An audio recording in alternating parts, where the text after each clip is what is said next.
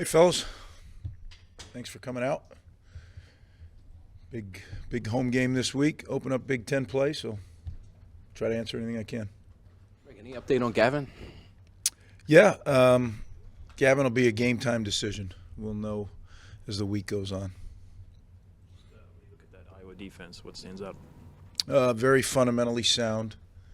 They know exactly what they want to do. Very physical. Typical Iowa defense. Greg, you guys are at 19 consecutive home losses in Big Ten play. If it's not a record, it's up there as one of the longest streaks. I think you said at the end of last year that you would take a look at the discrepancy there between home and away in Big Ten play. Did you do any of that study in the offseason? And have you been able to find one thing that's been a struggle for you guys at home in Big Ten play? No. I mean, we did look at it. I can't tell you that I know there's any one thing. You know, we'll keep looking at it. Follow-up, how big would a win be to kind of just get that streak off your back, or is that something that you guys don't even think about? No, we just take every game one game at a time. We're trying to be 1-0 at the end of this week. So what's happened in the past, I think when people do that, you put yourself in a bad position. Start looking back or looking forward. We're just here to chop the moment. Greg, looking at the offense overall this year, I think you guys have ran it on first down 80% of the time. Is there any concern that it's kind of becoming a little bit predictable at all? Or? Not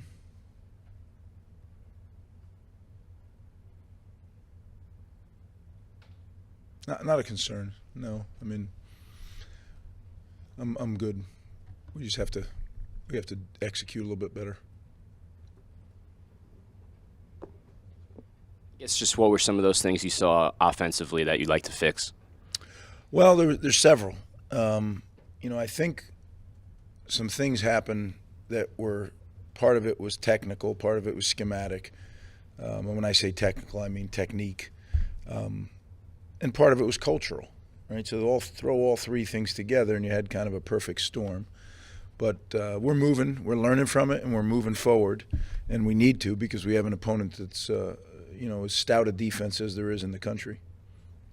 You passed Frank Burns for that record. I know you talked about it after the game, but those first couple of years when you were building the first time around, how tough was it to win with everything that was going on and what you walked into? Is there anything you can say about that time? Yeah, that was a tough stretch. You know, the good thing when you're young, you don't know what you don't know. Because if I knew what I knew, I don't know if I would have stuck it out. But you don't know what you don't know, and you just go hard as you can, and that's what we did as a staff and as a program. And fortunately, we were able to get over the hump. But yeah, that was some tough sledding back then, real tough. Cost you too badly because you're 3-0, but just the penalties these last few games. Is this just early season mistakes that guys are making, or is there kind of a larger concern that this is going to, hurt you once Big Ten play starts? Well, there's always a concern, as I've told you guys, those who've been around for as long as I have, the two old men in the room, Steve. I don't ever want to be number one in least penalized, because I don't think you're trying hard enough if you do that. But I don't want to be down in the bottom either.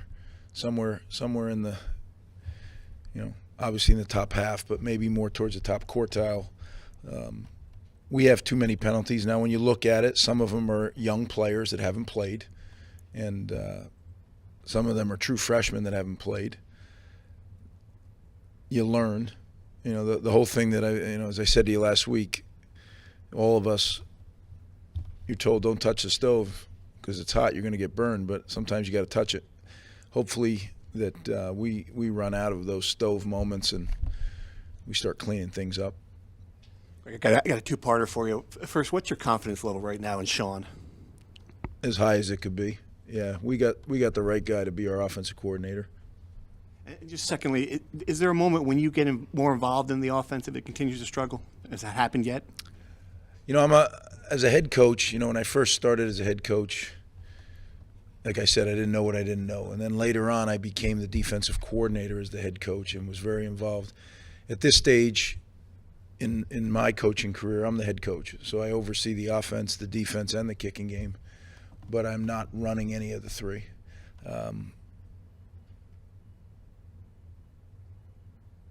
I know I'm very, very confident in Sean and our offensive staff. As I told you at the beginning of the year, this is a young team in many ways. And some of it is chronologically young, some of it is Rutgers young, right? But if you can't have it both ways. If you truly believe the strength of your program is your culture, and then you bring people into your program that may not be chronologically young but are young to Rutgers, then we got to give it a little time. And when you take over the program in the way we did, there's some things that are not quick fixes. And offensive line play is not a quick fix. We're getting better. But take that and have a young quarterback, two young quarterbacks, that neither one have played. Unfortunately, our veteran quarterback was injured. Those are all things that factor in. I know this, that we're getting better. Saturday was a tough outing, but we're getting better. I see it every day, and I'm confident that the path we're going on is going to get us where we need to be. What I'm proud of is that our team found a way to win 3 weeks in a row, and that's very important. Right? And I said it after the game, but when you don't play your best game and you still find a way to win, that's something to be said for your guys, for your teammate, for your team, for your coaches, for everybody. So I know exactly the challenge that's ahead of us this week.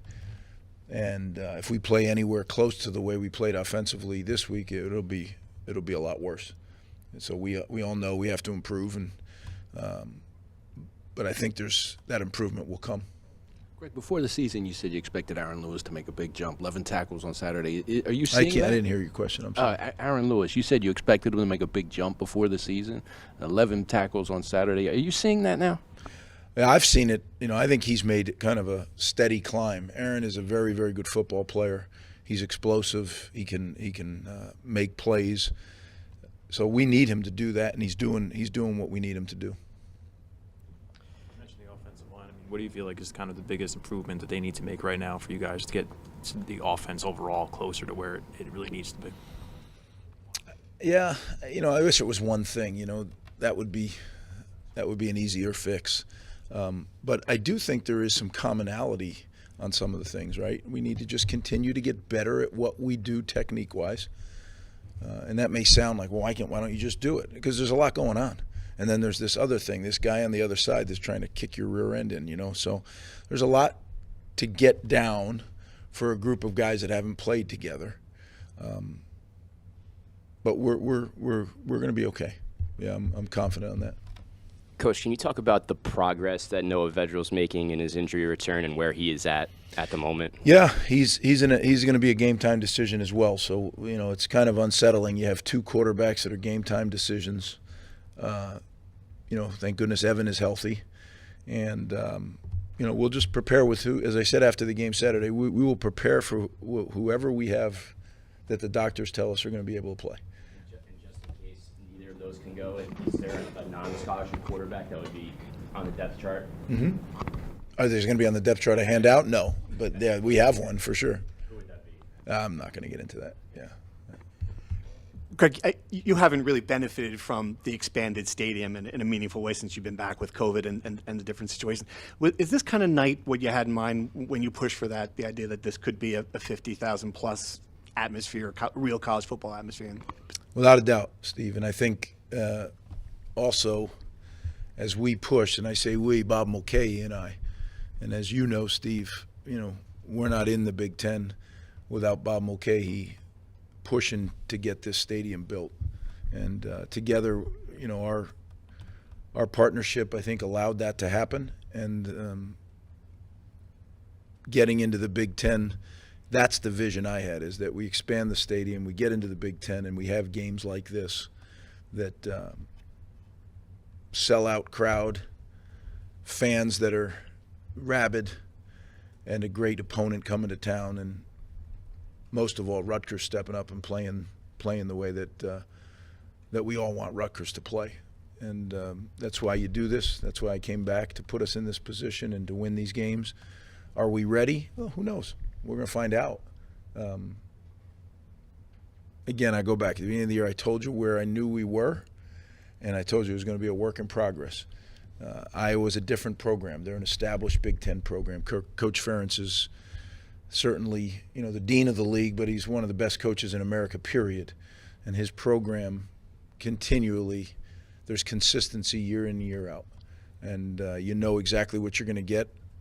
They play very hard. They're physical. They're technically sound.